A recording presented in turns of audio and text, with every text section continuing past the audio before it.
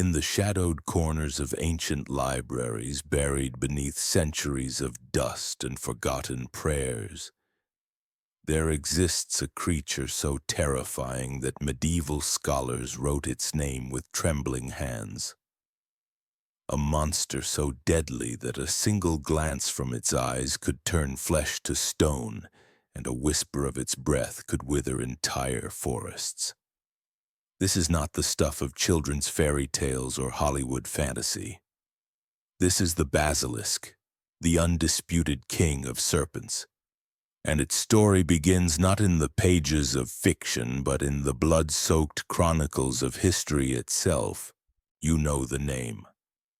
You've seen the massive serpent slithering through the pipes of Hogwarts, its yellow eyes burning with ancient malice as it hunts the students of the Chamber of Secrets.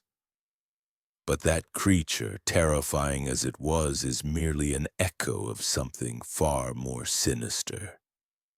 The real basilisk, the one that haunted the nightmares of our ancestors for over 2,000 years, was not born from the imagination of a novelist.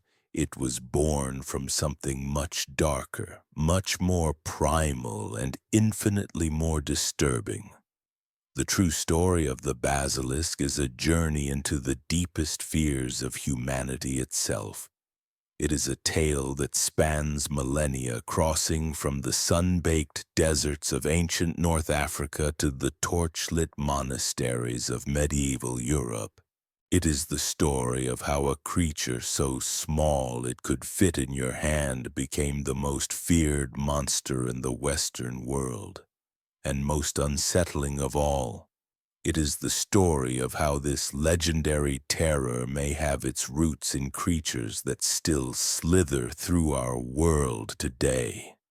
To understand the basilisk, we must first travel back to the world of ancient Greece and Rome, to a time when the line between natural history and supernatural horror was as thin as parchment. It was here, in the writings of scholars who believed they were recording scientific fact, that the basilisk first crawled from the realm of whispered legend into the cold light of documented history. The earliest account comes to us from Nicander of Colophon, a Greek physician and poet of the 2nd century before Christ. But it was Pliny the Elder, the great Roman naturalist, who gave us the most detailed and chilling description in his massive work. Natural History, written in the year 79 of the Common Era.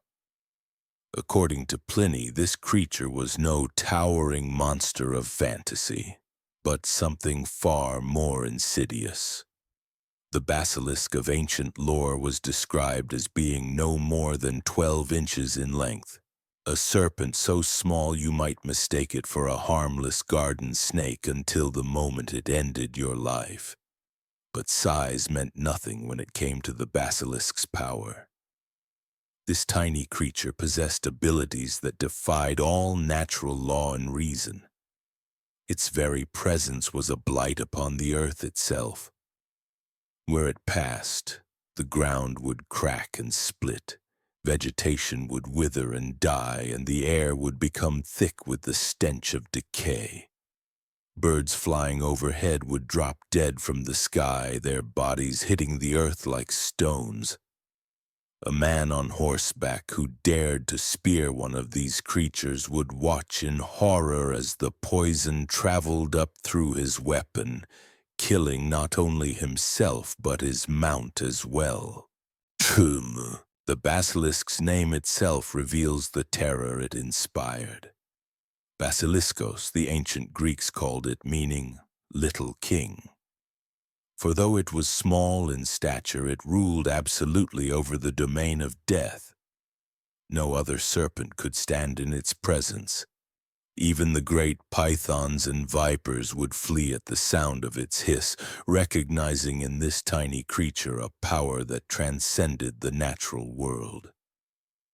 But perhaps the most terrifying aspect of the ancient basilisk was not its venomous bite or its poisonous breath. It was its gaze. According to the chroniclers of old, to look directly into the eyes of a basilisk was to invite immediate and agonizing death. The creature did not need to strike, did not need to bare its fangs or spread its hood. A single glance was enough to stop a human heart, to turn blood to ice in the veins, to transform living flesh into cold, lifeless stone. This was not merely a creature of physical danger. The basilisk represented something far more profound and disturbing. It was death incarnate, a walking violation of the natural order, a reminder that in this world there existed forces beyond human understanding or control. The ancient writers were not describing a simple animal. They were documenting an encounter with pure, concentrated evil. Yet even this ultimate predator had its weaknesses, and here the ancient accounts become even stranger. According to Pliny and other classical sources, the mighty basilisk, this king of serpents that could kill with a glance, had one natural enemy that could bring about its destruction: the humble weasel. The Roman scholars tell us that if a weasel was thrown into the basilisk's lair, the serpent would die from the mere scent of its adversary. This small mammal, armed with nothing but its natural odor, could accomplish what no sword or spear ever could. Modern scholars have suggested that this peculiar detail might preserve an ancient memory of real encounters with venomous snakes and their natural predators. The mongoose, a close relative of the weasel, is indeed the natural enemy of cobras and other dangerous serpents throughout Africa and Asia. Could it be that the legends of the basilisk grew from garbled accounts of travelers who witnessed these deadly battles between serpent and mongoose in the deserts of North Africa or the grasslands of Egypt? The parallels are striking and unsettling. Cobras rear up when threatened, maintaining an upright posture that matches ancient descriptions of the basilisk's movement. Many species bear distinctive markings on their heads that could easily be interpreted as crowns, reinforcing the creature's royal title. Some cobras can even project their venom at their victims from a distance, an ability that could explain the basilisk's power to kill without direct contact. But as the centuries passed and the Roman Empire crumbled into dust, the story of the basilisk did not fade away. Instead, it grew stranger, more elaborate, and infinitely more terrifying. The creature that emerged from the medieval imagination was no longer the small serpent of classical antiquity. It had transformed into something that defied all reason and logic, a hybrid monstrosity that represented the darkest fears of the Christian world. Medieval scholars, working by candlelight in their monastery scriptoriums, began to weave new and increasingly bizarre elements into the basilisk's legend. They spoke of a creature that was no longer purely serpentine, but combined the features of multiple animals in ways that violated every law of nature. According to these medieval accounts, the basilisk now possessed the body of a snake, the head of a rooster, wings like those of a bat, and sometimes even the legs of a lizard. It was as if the natural world had been turned inside out, as if God himself had allowed the devil to play creator for a single terrible moment. But perhaps the most disturbing aspect of the medieval basilisk was not its appearance, but the circumstances of its birth. The scholars of the Middle Ages developed an origin story for the creature that was so grotesque, so fundamentally wrong, that it seemed to represent a cosmic violation of the natural order itself. According to the medieval chroniclers, the basilisk was not born through any natural process of mating or reproduction. Instead, its creation required a perversion of the cosmic order so profound that it could only occur when the very fabric of reality had been torn asunder. The process began with an old rooster, a cock that had lived past its natural prime and had somehow retained the ability to lay eggs. This alone was seen as an abomination, a reversal of God's design that signaled the presence of dark forces at work in the world. This unnatural egg, laid by a creature that should never have possessed such ability, would then be deposited in the most vile and corrupted location imaginable. A pile of steaming animal dung, a place where decay and rot had already begun their work of breaking down the natural world. And there, in this cesspit of corruption, the egg would wait for the final element needed to complete this unholy trinity of creation.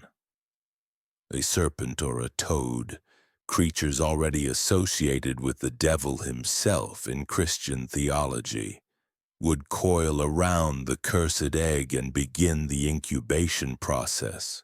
For weeks, this agent of darkness would maintain its vigil, its cold body pressed against the shell, breathing corruption into the developing embryo within. The very act of a reptile nurturing what should have been a bird's offspring was seen as a fundamental violation of the divine order, a mockery of the natural laws that God had established at the moment of creation. When the shell finally cracked and the creature emerged, what crawled forth was not a chick or a serpent, but something infinitely worse. The medieval basilisk was a living blasphemy, a creature that combined elements from different species in ways that nature never intended. Its head bore the crimson comb and wattles of a rooster, but its eyes burned with an intelligence and malevolence that belonged to no earthly bird. From its shoulders sprouted leathery wings that seemed more suited to the depths of hell than to the open sky, and its body tapered into the sinuous coils of a serpent, scales gleaming with an oily iridescence that seemed to absorb light rather than reflect it. This hybrid nature made the medieval basilisk even more terrifying than its classical predecessor, where the ancient creature had been content to kill through venom or gaze. This new incarnation possessed powers that seemed to mock the very foundations of Christian faith. Its crow, a perversion of the rooster's natural call that had traditionally announced the dawn and driven away evil spirits, instead summoned darkness and death. The sound was said to be so horrible that it could shatter stone, curdle milk in the cow's udder, and cause pregnant women to miscarry simply by hearing it carried on the wind. The creature's gaze had also evolved beyond the simple killing power described by ancient authors. Medieval accounts speak of eyes that could not only bring death but could trap the very soul of its victim, leaving behind bodies that were neither alive nor properly dead. These petrified remains would serve as a warning to others, twisted monuments to the basilisk's power that would stand for centuries as a reminder of what happened to those who dared to look upon the king of serpents. But perhaps the most insidious power attributed to the medieval basilisk was its ability to corrupt the very air around it. The creature's breath was said to carry a pestilence so virulent that it could spread disease across entire kingdoms. Plague, famine, and madness would follow in its wake, as if the basilisk were not merely a predator but an agent of apocalypse itself. Medieval chroniclers began to blame outbreaks of the Black Death and other devastating epidemics on the hidden presence of these creatures, imagining them lurking in the sewers and catacombs beneath great cities, breathing corruption into the world above. The Church, faced with this new and terrifying interpretation of an ancient legend, was forced to develop its own theological framework for understanding the basilisk. In the hands of medieval scholars, the creature became a powerful symbol of the devil's influence in the mortal world. Its hybrid nature was seen as a mockery of God's creation, a deliberate corruption of the natural order that could only have been inspired by Satan himself. The basilisk's ability to kill with a glance was interpreted as a perversion of the divine power of sight, a reminder that even the most fundamental human senses could be turned into instruments of damnation.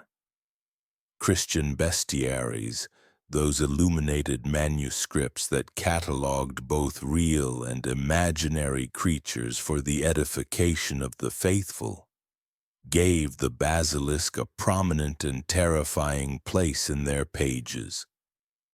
Monks laboring by candlelight would create intricate illustrations of the creature, their trembling hands capturing every detail of its grotesque form. These images served not merely as artistic exercises, but as warnings and teaching tools, reminders of the constant spiritual warfare being waged between the forces of light and darkness. The basilisk's role in these religious texts went beyond simple fear-mongering. It became a complex symbol of the dangers that awaited those who strayed from the path of righteousness. Its birth from corruption and decay was seen as a metaphor for how sin could take root in the human soul, growing and festering until it produced something monstrous. The creature's ability to kill with a glance was interpreted as a warning about the power of evil to corrupt through the simplest contact, reminding believers that they must guard not only their actions, but their very thoughts and perceptions. Yet even as the medieval basilisk grew more terrifying and more powerful in the imagination of Christian Europe, scholars continued to insist that it possessed the same fundamental weakness that had been recorded by their classical predecessors. The humble weasel, or in some accounts a white rooster whose crow could shatter the basilisk's evil spell, remained the creature's bane. This detail was not merely preserved from ancient texts, but was elaborated upon and given new theological significance.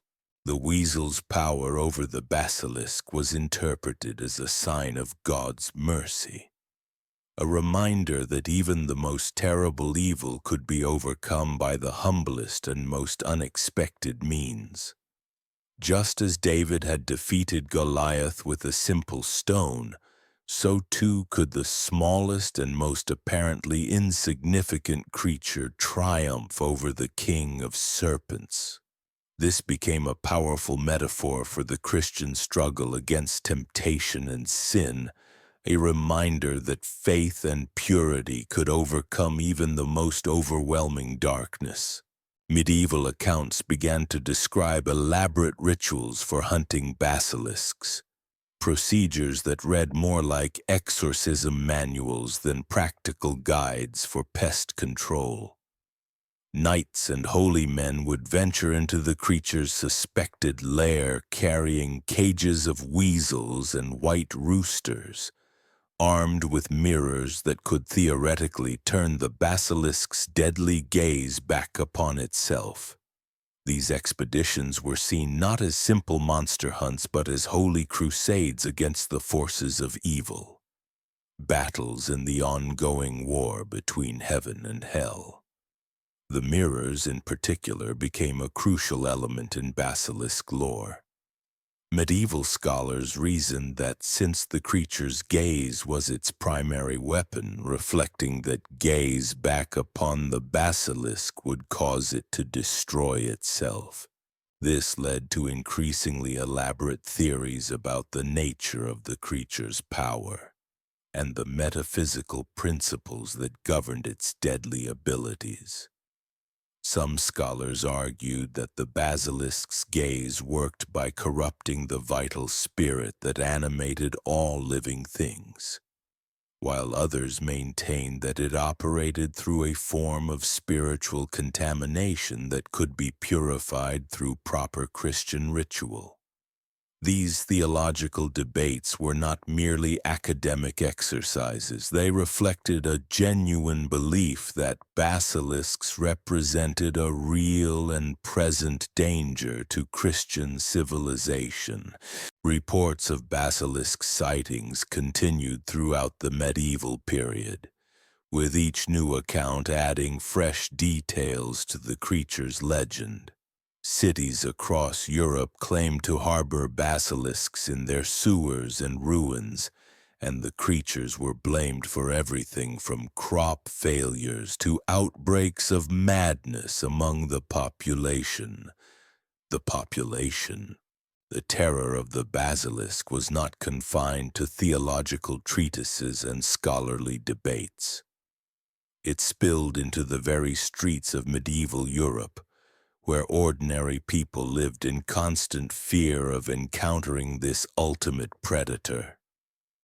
City chronicles from across the continent record dozens of alleged basilisk attacks, each more horrifying than the last.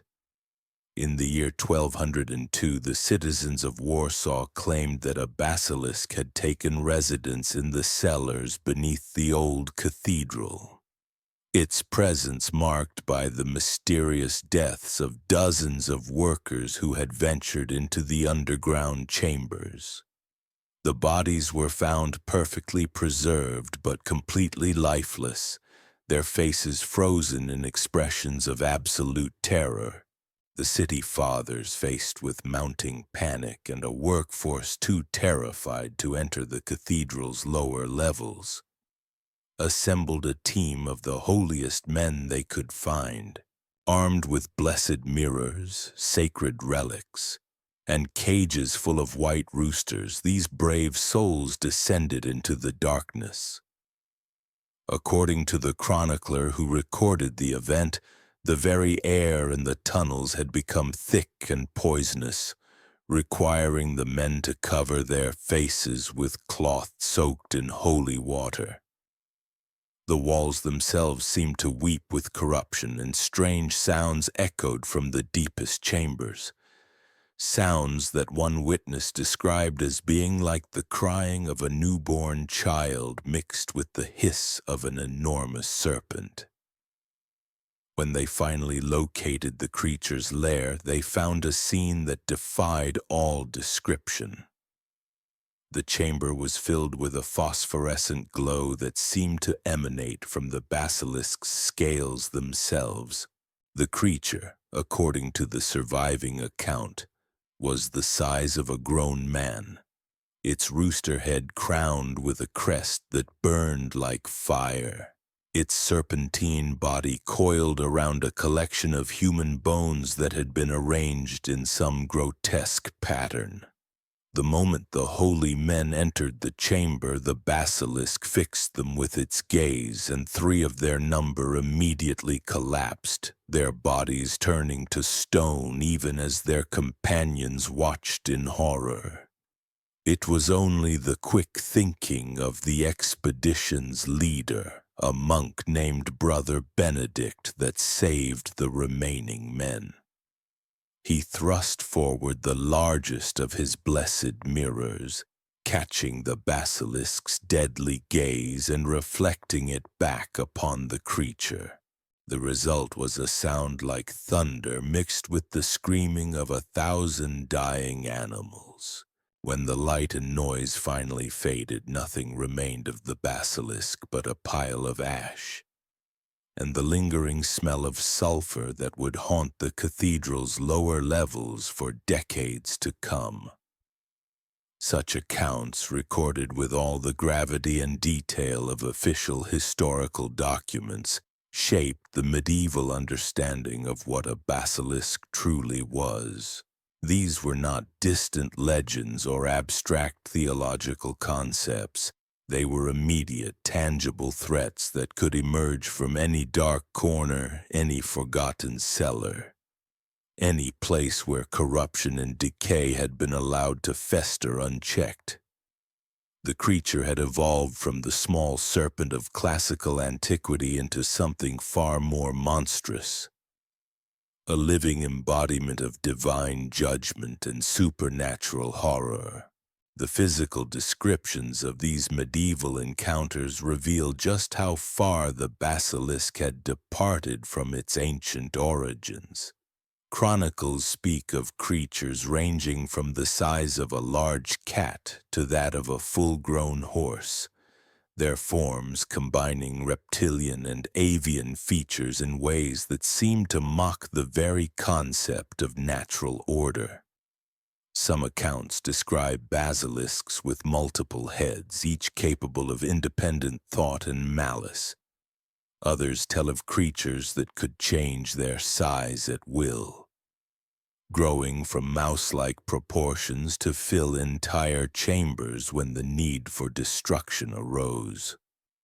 The medieval basilisk's methods of killing had also become far more varied and sophisticated than the simple gaze or bite described by ancient authors. These creatures were said to possess an arsenal of supernatural abilities that made them the ultimate predators. Their breath could now spread plague across entire regions. Their touch could corrupt the very ground upon which they walked, and their voice could drive listeners to madness or suicide. Some chroniclers claimed that basilisks could speak in human tongues, using their intelligence to lure victims into range of their deadly powers through deception and false promises. Perhaps most disturbing of all were the accounts of basilisks that had learned to use human tools and weapons. Several medieval chronicles describe encounters with creatures that had somehow acquired swords or spears, wielding these implements with a skill that suggested not just intelligence, but a deliberate mockery of human civilization. These armed basilisks were said to be particularly fond of attacking knights and nobles, as if they took special pleasure in bringing low those who considered themselves the pinnacle of earthly power and authority. The Church's response to these escalating reports was to develop increasingly elaborate rituals and procedures for dealing with basilisk infestations. Specialized orders of monster hunters emerged, groups of warrior monks who dedicated their lives to tracking down and destroying these creatures wherever they might be found. These basilisk hunters developed their own unique traditions and techniques, passing down through generations the hard-won knowledge of how to survive an encounter with the king of serpents. Their equipment became increasingly sophisticated as the centuries passed. The simple mirrors and roosters of earlier eras gave way to complex arrangements of blessed silver, holy relics, and specially consecrated weapons. Some hunting parties carried portable altars, reasoning that the presence of sacred objects might weaken the basilisk's supernatural powers. Others developed elaborate systems of pulleys and levers that would allow them to manipulate mirrors from a safe distance, avoiding the need to look directly at their quarry even through reflected images. The most successful basilisk hunters learned to recognize the subtle signs of a creature's presence long before any direct confrontation became necessary. They spoke of a particular quality of silence that settled over areas where basilisks had taken residence. An absence of sound so complete that even insects and small animals would flee the vicinity. The very air would take on a different character, becoming heavy and oppressive in ways that defied explanation. Wells would run dry or become contaminated with a substance that resembled blood but possessed properties that no earthly liquid could match. Vegetation provided another crucial indicator of basilisk activity. Plants exposed to the creature's influence would not simply wither and die as the ancient authors had described. Instead, they would undergo grotesque transformations, their leaves turning colors that existed nowhere else in nature, their branches twisting into shapes that hurt the eye to look upon. Trees might continue to grow but would produce fruit that was poisonous to the touch, or flowers that emitted scents capable of inducing hallucinations and madness in anyone unfortunate enough to inhale them. The economic impact of basilisk infestations on medieval communities was often catastrophic. Entire trade routes would be abandoned when rumors spread of basilisk activity along key roads. Merchants would refuse to transport goods through affected regions, leading to shortages and price increases that could destabilize local economies for years. Agricultural production would collapse not just from the direct effects of the creature's presence, but from the simple fact that farmers were too terrified to work their fields.